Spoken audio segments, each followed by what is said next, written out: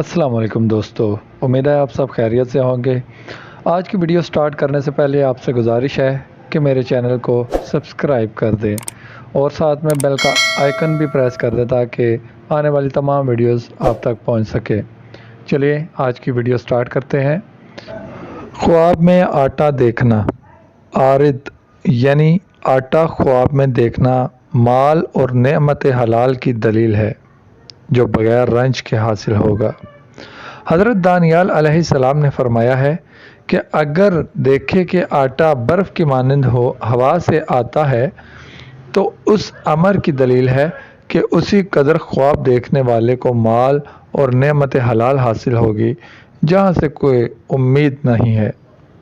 حضرت ابن سیرین رحمۃ اللہ علیہ نے فرمایا ہے کہ عارض جو کی تعبیر دین کی درستی کی دلیل اور گیہوں کے آٹے کی تعبیر مال و دولت ہے جو تجارت سے حاصل ہوگی اور بہت فائدہ ہوگا، اور باجرے کا آٹا تھوڑے مال کی دلیل ہے۔